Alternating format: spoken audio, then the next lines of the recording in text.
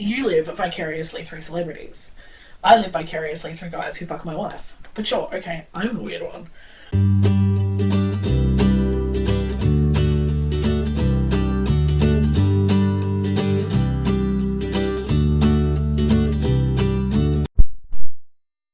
Worked out Out of Fiction and Plot, and today, this is the book we're going to review. Jackie S's debut novel. Debut novel? Yeah. It's her debut novel, Daryl. We're going to do some non-spoilery stuff, and then we're going to analyse it and discuss it and talk about some of the themes in the book, and we're going to not hold back on spoilers for that discussion. But before we do that, this is a book that I thoroughly recommend to everybody. It is just the most unique and thought-provoking book that I have read in maybe ever.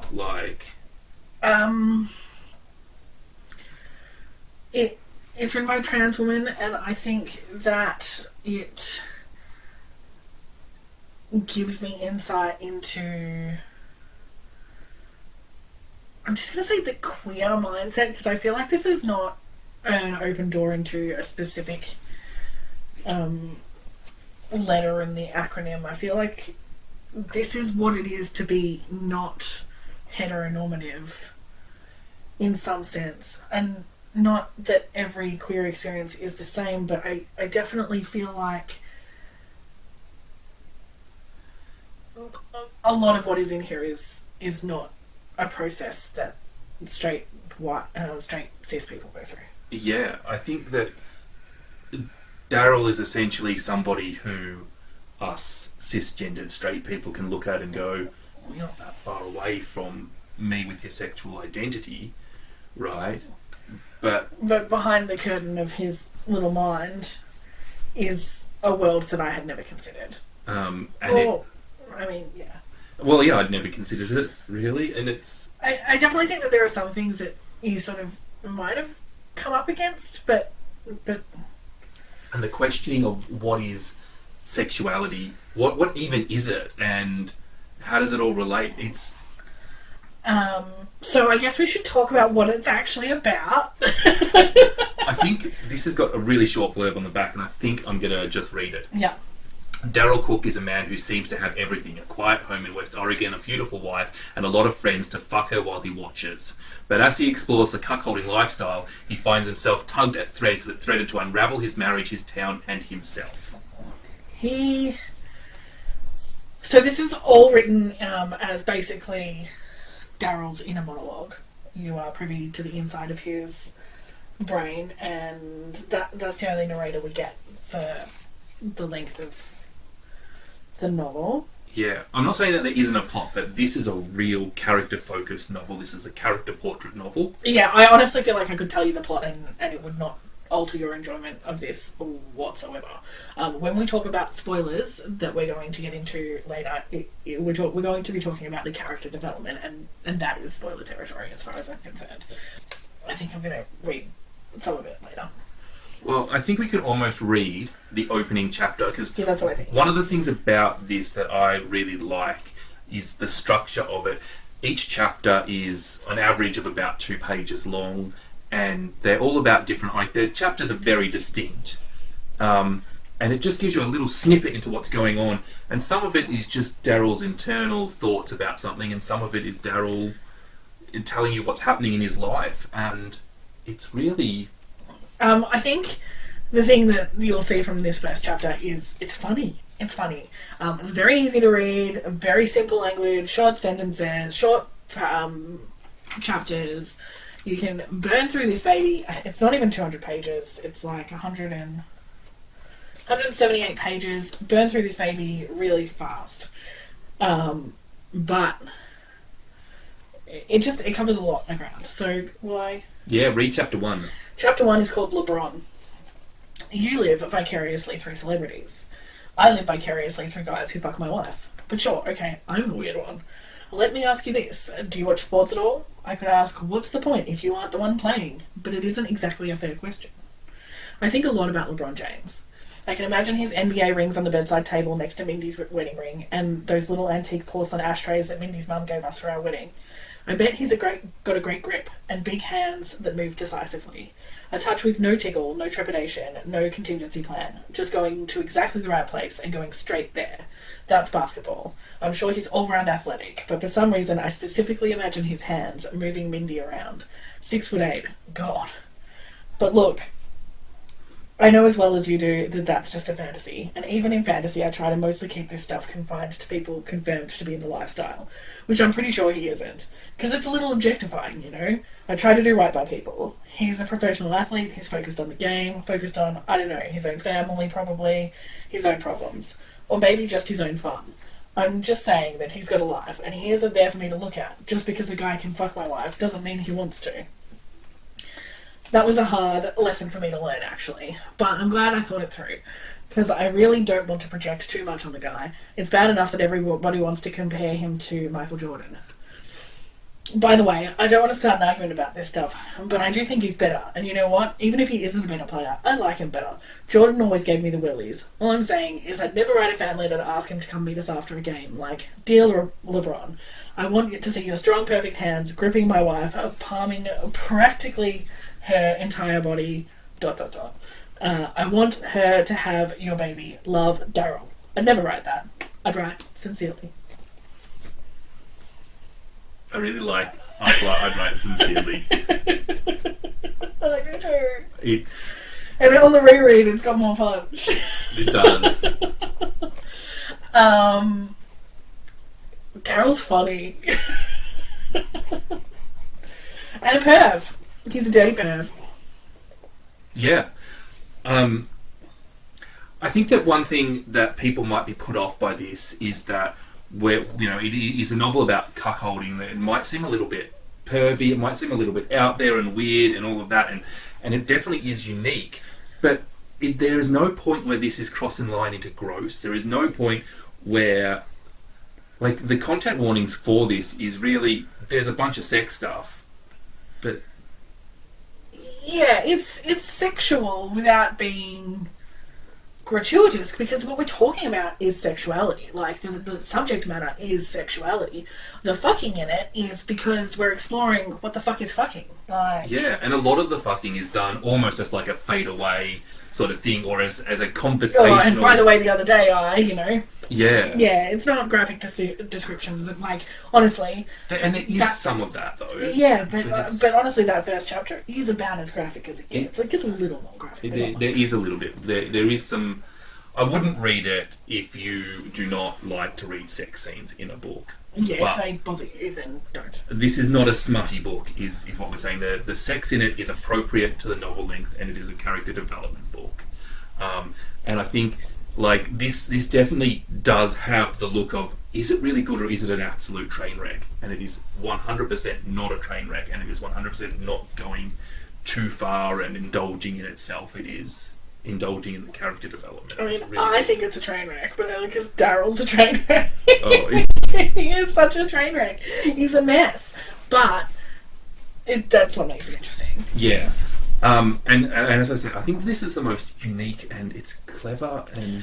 you keep saying it's unique, but it reminded me of, and you're going to fucking hate this comparison, but it reminded me of A Catcher in the Rye. Yeah, I thought you liked this book. Yeah, I did. I really love this book. It reminded me of A Catcher in the Rye if I didn't hate Holden Caulfield.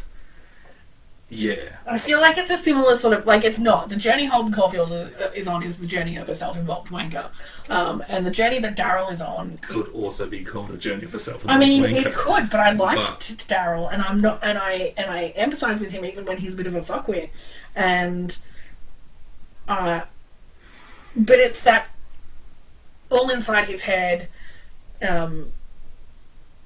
unreliable narration in the sense that you're not getting anyone else's perspective, but he's not out of touch with reality. He's just only got his opinions. Yeah. I really thought if you liked Detransition Baby, I think that this takes those themes and, like, turns it up to 11 and has nuance. And I think Detransition Baby was about trans relationships, and I think... and gender and sexuality, but in the context of relationships and how you interact with other human beings. Whereas I think Daryl is mostly about your own identity and the power of understanding yourself. Yeah, but it's so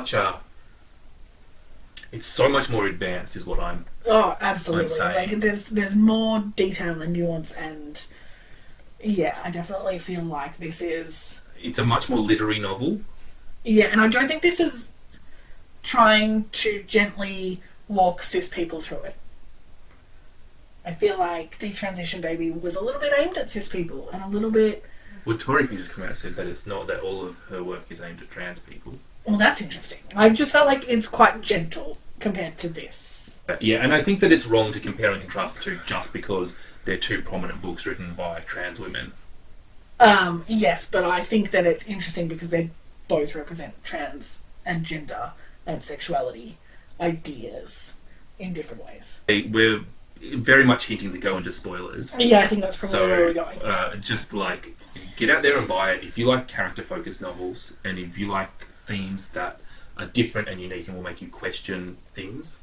Yeah, but we're going to go into spoiler territory now, so if you care about spoilers, and if you don't want the character arc to know it in advance, then switch off now.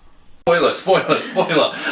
Okay, so if you have not already, my suggestion is that after this video you go and watch Kevy's review of Daryl, and Kevy talks about the idea that Daryl is an egg, and what an egg is a new idea to me that Kevy introduced me to, which is a trans person who doesn't yet know they're trans. Yeah. I definitely think that people should go and watch Kevy's review because we have a trans woman reviewing the work of a trans woman. It's definitely, it expanded my perspective on what this book is doing. I already thought it was amazing and brilliant, and then add in the egg potential and you've got just a whole extra dynamic. The whole way through this, Daryl is questioning his identity as a cuck to begin with, and where that fits in the world, whether it's a political identity, whether it's part of the LGBTQIA plus acronym, how and if it relates to his gender and his sexuality. Can you be a cuck as a woman? And all sorts of questions like that. And I mean, even down to, what even is sex? Yeah. This is something, if Daryl is not actually having, physical penetrative sex, yeah. Daryl is at the start watching people have sex. Or not even, waiting for a phone call from his wife in the next room. Yeah. Now, that is a sexual experience. Is he having sex? This is his sexual identity. Is that sex for him? If somebody called me up while they were having sex, that would not feel like sex for me. But that feels like sex for Daryl. Yeah. And so this idea of what is sex is so blurry because, firstly, if we go down the LGBT plus path, that suddenly, firstly, we go away from penis and vagina sex. Yes. What we're doing here is we're bringing it back to what is essentially a heterosexual thing. We're looking at a different way of questioning it. Not that I think that we can say that many of the characters or any of the characters are heterosexual in this, but no, I don't think they are. I don't think there's one heterosexual character in this now that I think about it. Maybe soon. Well, yeah, okay. But I'm not sure. I guess the question at the end of the book is Daryl an egg that hasn't yet cracked? Or has Daryl reached the end of his identity journey? Where is Daryl's identity going, and does that even matter, is such an interesting thing. Daryl is definitely fantasizing about sex as a woman, and even really early in the book that he relates a lot of ideas of powerlessness that he enjoys as being a cuck to femininity, and aside from being like a little bit misogynist and disturbing. That seems to be not uncommon in the sense Yeah. that I've read it in other books from trans perspectives. I think this is an interesting thing because this is like we see the trans cause and certain aspects of feminism clash all the time. Certain aspects of feminism that I think we both can say we don't agree with. Yeah. But it is interesting to see that almost from the other angle, like, because Daryl has this view of women that is very cringy. Yeah. There's a lot of... I mean, his sex life, while it involves watching his wife be penetrated, is completely detached from his wife and her, like, and certainly from her pleasure. Like...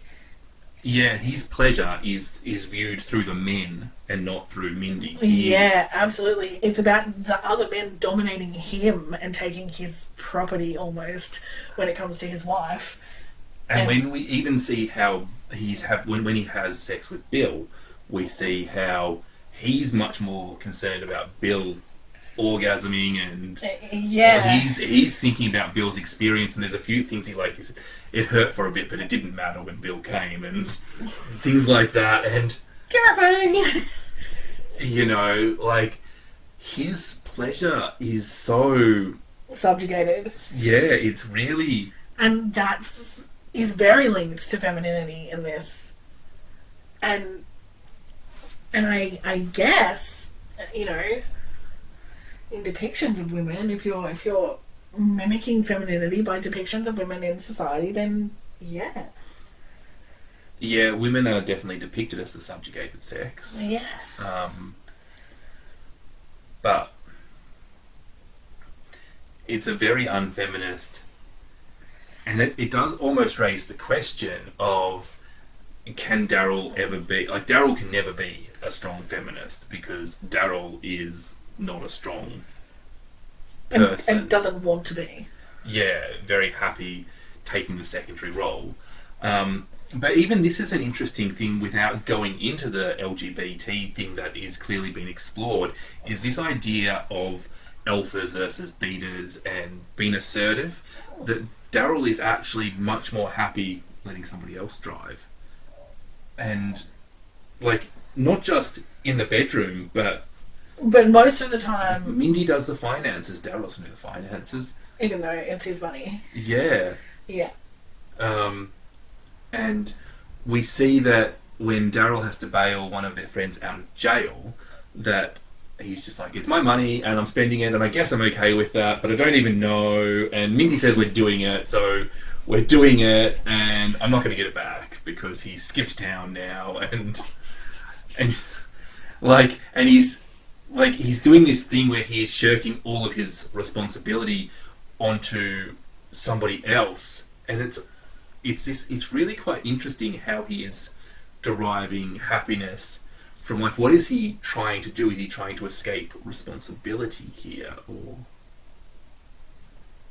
like this?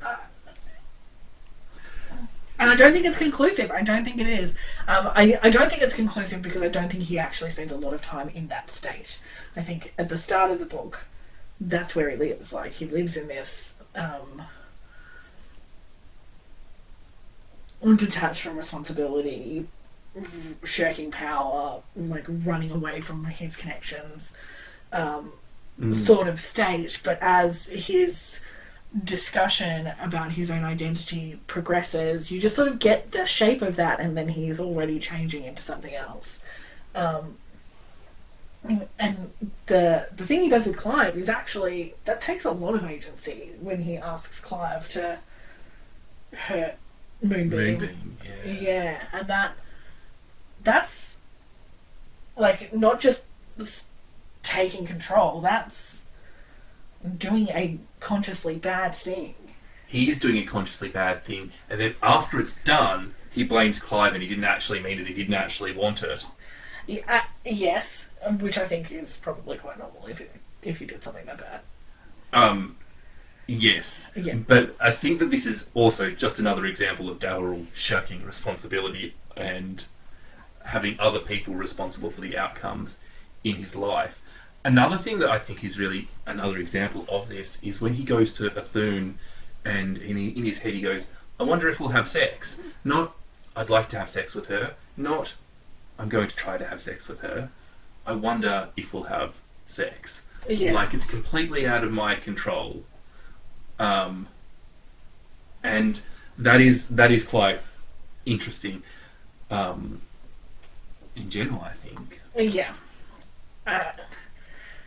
And all linked, like, I remember one point he's talking about the cuck identity being part of, you know, the LGBTQIA acronym and that is a political thing and how no one's ever going to advocate for that because advocating for themselves is kind of not the point. Yes. And a lot of it comes back to that rejection of power. Yeah, it's such a fascinating idea, and the idea that the societal idea that power will make us happy, and you know, like we aspire to be the ruler of a nation, the head of a company, to be rich and powerful and famous, and all of these things. And I mean, you're such a dude. Well, I mean, you are. but I'm not talking about myself. I'm talking about the societal expectations. Yeah, but that's not a societal expectation of me. Like, not even close. That would be the societal expectation of Daryl. Yeah, that's my point. He's rejecting, like, the masculine idea of power. Yeah. So what is the societal expectation of women then? That they have babies? Yeah. You're a nurturer? Yeah. You will pop out a baby, maybe nurse your parents before they die, those sorts of things. Oh, wonderful, lovely. Yeah. Mm. Yeah. Well, I certainly reject that identity, but I do accept that women may want to do that and have a right to choose whether they, you know, it is your life and it is your choice. And I guess in Daryl we're seeing the opposite of a feminist here, because if women want the right to choose, so do men. You know? Yeah, but he's rejecting what he sees as masculine power and taking this submissive role. I don't think that necessarily means that he expects other women to behave that way. It's just his idea of what a woman does, and that's why he's echoing it. Yeah. I guess. The progress through that idea is interesting to me in a way that I didn't think it would be. Like, I didn't think that I would be able to read something that depicts ideas of women in such an unfeminist way without anger, because normally it feels very oppressive. But because it's all about him, yeah, it doesn't feel icky to me to read that he, you know, that he wants to be dominated and he doesn't want any power. And yeah, like that's the kind of woman he wants to be. Then it's fine. Yeah. Yeah. Be who you want to be. Yeah. Not that he ever says he. Well, I think at one point he actually says, "I wish I was a woman," but it's a passing comment. He doesn't really commit to that idea.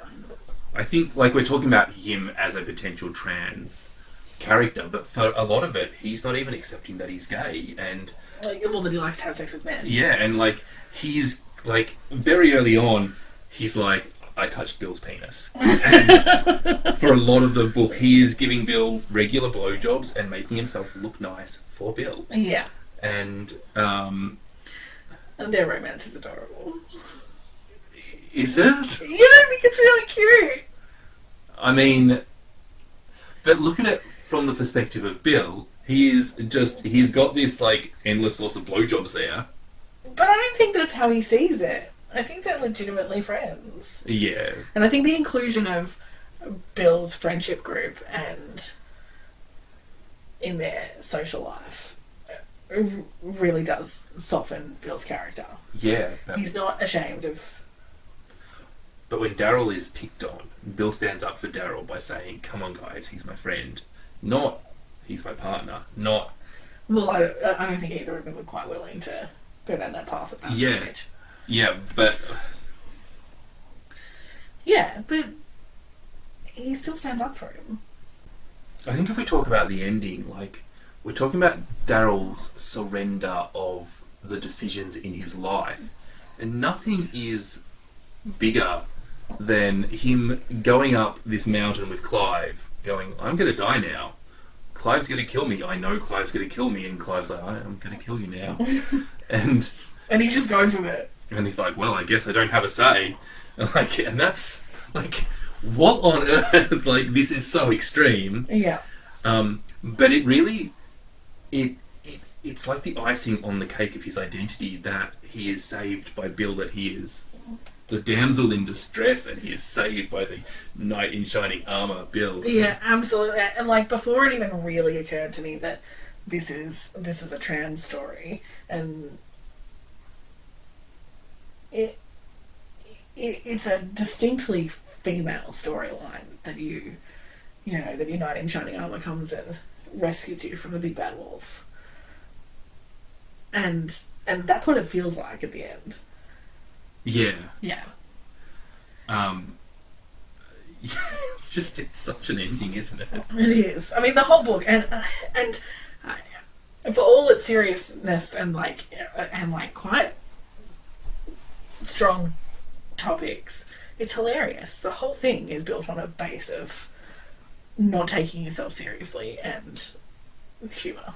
Yeah, it's very hard to get that balance right between the serious issues and being funny and knowing when to be both, and it's so well executed in that absolutely sense, I think. Funny and bleak funny in the right place. It's very, very well It's done. a real art form to do it that well, and to come from a debut author.